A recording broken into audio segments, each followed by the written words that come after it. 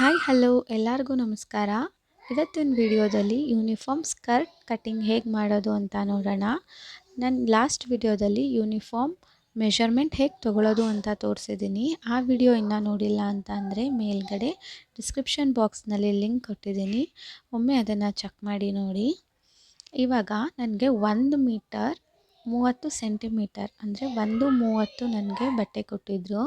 ಅದನ್ನು ನಾನು ಹಗ್ಗಗ್ಲ ಫೋಲ್ಡ್ ಮಾಡಿಕೊಂಡು ಮಾರ್ಕಿಂಗ್ ಮಾಡ್ಕೊತಾ ಇದ್ದೀನಿ. ಸೊ ದಟ್ ನನಗೆ ಜಾಸ್ತಿ ಫಿಲ್ಟ್ರು ಬರೋ ಹಾಗೆ ಸಿಕ್ಕಲಿ ಅಂತ ಕೆಳಗಡೆಯಿಂದ 20 ಇಂಚಿಗೆ ಮಾರ್ಕ್ ಮಾಡ್ಕೊತಾ ಇದ್ದೀನಿ. ಮೇಲ್ಗಡೆ ಪಾರ್ಟ್ ಏನಿದೆ ಅದು ನನಗೆ ಬಾಡಿ ಫಿಟ್ಟಿಂಗಿಗೆ ಸರಿ ಹೋಗುತ್ತೆ. ಎಕ್ಸಾಕ್ಟಾಗಿ 9.5 ಇಂಚ್ ಬರ್ತಾ ಇದೆ ಅದು. ಈಗ ಮಾರ್ಕಿಂಗ್ ಮಾಡಿಕೊಂಡು ಕಟ್ಟಿಂಗ್ ಮಾಡ್ಕೊತಾ ಇದ್ದೀನಿ. ಕೆಳಗಡೆ ಸ್ಕರ್ಟ್ ಅಂತೂ ಜಸ್ಟ್ ಫಿಲ್ಟ್ರ್ ಹಿಡಿದ್ರೆ ಅದು ಆಗೋಯ್ತು.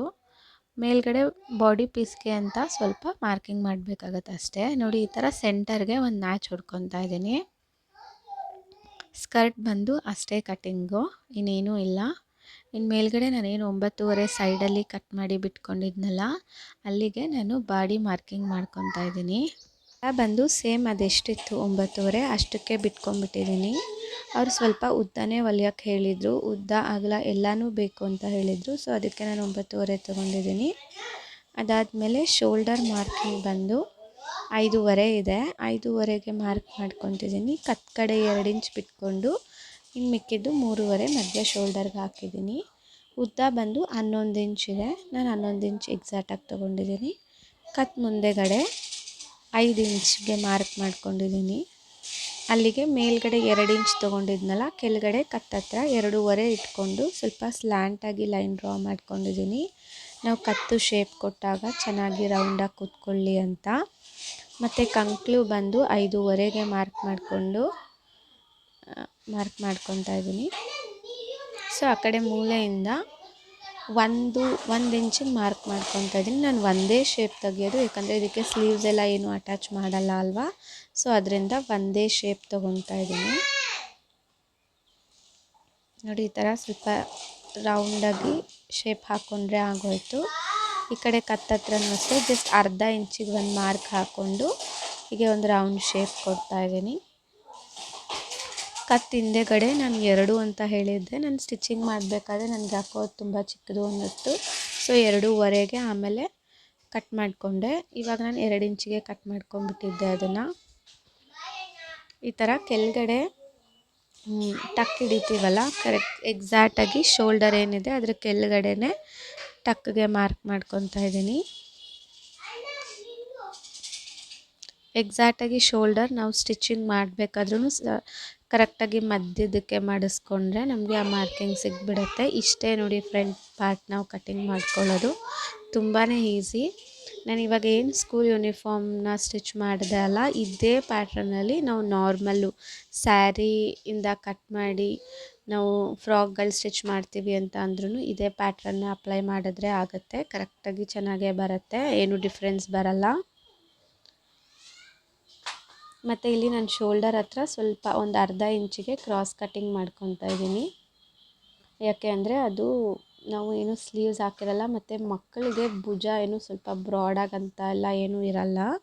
ಅದು ಶೋಲ್ಡರ್ ಫಾಲ್ ಆಗಬಾರ್ದು ಅನ್ನೋ ಕಾರಣಕ್ಕೆ ನಾನು ಕ್ರಾಸ್ ಕಟ್ಟಿಂಗ್ ಮಾಡ್ಕೊತಾ ಇದ್ದೀನಿ. ಈ ಜುಬ್ಬಾ ಸ್ಟಿಚ್ ಮಾಡಬೇಕಾದ್ರೂ ಎಲ್ಲದರಲ್ಲೂ ನಾವು ಈ ಥರ ಕ್ರಾಸ್ ಕಟ್ಟಿಂಗ್ ಮಾಡ್ಕೊತೀವಿ, ಯಾಕಂದರೆ ಅದು ಚೆನ್ನಾಗಿ ನೀಟಾಗಿ ಭುಜಕ್ಕೆ ಫಿಟ್ಟಾಗಿ ಕೂತ್ಕೊಳ್ಳುತ್ತೆ ಅಂತ. ಮತ್ತು ನಾನು ಯಾವ ಕಡೆ ತಿರುಗಿಸ್ಕೊಂಡು ಕಟ್ ಮಾಡ್ಕೊತಿದ್ದೀನಿ ಅಲ್ಲ, ಅದೇ ಕಡೆಯಿಂದನೇ ಕಟ್ ಮಾಡ್ಕೊಂಡು ಬನ್ನಿ, ಆವಾಗ ಶೇಪ್ ಸ್ವಲ್ಪ ಚೆನ್ನಾಗಿ ಕಟ್ ಆಗುತ್ತೆ.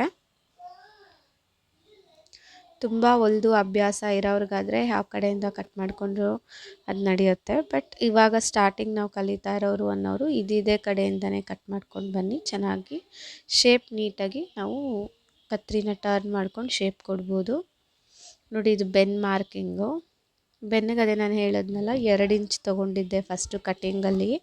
ಆಮೇಲೆ ನನಗೆ ಸ್ವಲ್ಪ ಜಿಪ್ಪೆಲ್ಲ ಅಟ್ಯಾಚ್ ಮಾಡಿ ಸ್ಟಿಚ್ ಮಾಡಿದಾಗ ನನಗೆ ಯಾಕೋ ಸ್ವಲ್ಪ ಚಿಕ್ಕದು ಅಂತ ಅನ್ನಿಸ್ತು.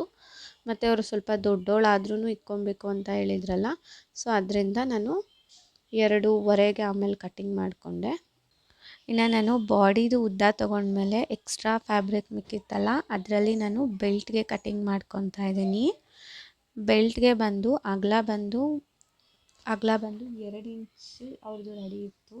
2 ಇಂಚಿಗೆ 1 ಇಂಚ್ ಆ್ಯಡ್ ಮಾಡಿಕೊಂಡು 3 ಇಂಚಿಗೆ ಅಗಲ ಕಟ್ ಮಾಡಿಕೊಂಡೆ. ನಾನು ಒಟ್ಟಿಗೆ 6 ಇಂಚಿಗೆ ಕಟ್ ಮಾಡ್ಕೊಂಡ್ಬಿಟ್ಟೆ. ಏನಕ್ಕಂತಂದರೆ ಒಳಗಡೆನೂ ಸಹ ಅದನ್ನೇ ಹಾಕ್ಕೊಳ್ಳೋಣ, ಫಿನಿಶಿಂಗ್ ಚೆನ್ನಾಗಿ ಬರುತ್ತೆ ಅಂತ. ನಾನು ಲೈನಿಂಗ್ ಎಲ್ಲ ಏನೂ ಹಾಕಲಿಲ್ಲ. ಇದಕ್ಕೆ ಏನು ಫ್ಯಾಬ್ರಿಕ್ ಇತ್ತು ಅದನ್ನೇ ನಾನು ಒಳಗಡೆಗೂ ಹೊರಗಡೆಗೂ ಅದನ್ನೇ ಹಾಕ್ಕೊಂಡೆ. ಅಗಲ ಬಂದು 3 ಇಂಚು, ಉದ್ದ ಬಂದು 15 ಇಂಚಿಗೆ ಕಟಿಂಗ್ ಮಾಡ್ಕೊಂಡಿದ್ದೆ. ಮತ್ತು ನಾನು ಜೋಬ್ ಮೆಷರ್ಮೆಂಟ್ ತೊಗೊಂಡು ಅದು ಎಷ್ಟಿತ್ತೋ ಅಷ್ಟಕ್ಕೇ ಒಳಗಡೆಯಿಂದ ಮೆಷರ್ಮೆಂಟ್ ತೊಗೊಂಡಿದ್ದರಿಂದ ಸ್ಟಿಚ್ಚಿಂಗೆಲ್ಲ ಅದರಲ್ಲೇ ಸೇರಿಕೊಂಡಿತ್ತು. ಅದು ಎಷ್ಟಿತ್ತೋ ನಾನು ಅಷ್ಟೇ ತೊಗೊಂಡಿದ್ದೆ. ಜೋಬ್ ಅನ್ನೋದು ಇಷ್ಟೇ ತೊಗೋಬೇಕು ಅಷ್ಟೇ ತೊಗೋಬೇಕು ಅಂತ ಏನೂ ಇಲ್ಲ. ನೀವೊಂದು ರ್ಯಾಂಡಮ್ ಆಗಿ ತೊಗೊಂಡ್ರೆ ಸಾಕು.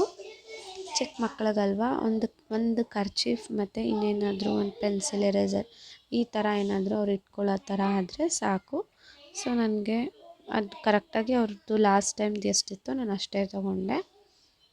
ಸೊ ಈ ಜೌಬು ಸಹ ಕಟ್ಟಿಂಗ್ ಆದಮೇಲೆ ನೆಕ್ಸ್ಟು ಏನು ಫ್ಯಾಬ್ರಿಕ್ ಉಳಿದಿತ್ತೋ ಅದರಲ್ಲಿ ನಾನು ಕತ್ತು ಮತ್ತು ಶೋಲ್ಡರ್ಗಳು ಟರ್ನ್ ಮಾಡೋದಕ್ಕೋಸ್ಕರ ಈ ರೀತಿ ಒಂದು ಸ್ಕೇಲ್ನ ಬಳಸ್ಕೊಂಡು ನಾನು ಆಡ ಪೀಸ್ನ ಕಟ್ ಮಾಡ್ಕೊತಾ ಇದ್ದೀನಿ. ಸ್ಟ್ರೈಟ್ ಪೀಸ್ ಕಟ್ ಮಾಡ್ಕೊಬಾರ್ದು, ಆಡ ಪೀಸ್ನೇ ಕಟ್ ಮಾಡ್ಕೊಬೇಕು. 1 ಇಂಚಿಂದ 1.5 ಇಂಚ್ ಒಳಗಡೆ ಅದನ್ನು ಕಟ್ ಮಾಡ್ಕೊಂಡು ತೊಗೊಬೇಕು.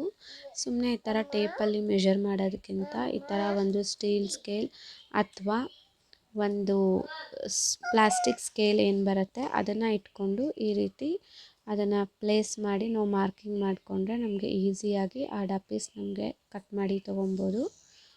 ಈ ಮೆಥಡು ಎಲ್ಲ ಬ್ಲೌಸ್ಗಳು, ಈ ಮೆಥಡು ನಮಗೆ ಬ್ಲೌಸ್ ಆಗಿರಲಿ ಡ್ರೆಸ್ ಆಗಿರಲಿ ನಾವು ಎಲ್ಲೆಲ್ಲಿ ಕಟ್ತೀವೋ ಟರ್ನ್ ಮಾಡ್ತೀವೋ ಅಲ್ಲೆಲ್ಲ ಯೂಸ್ ಆಗುತ್ತೆ.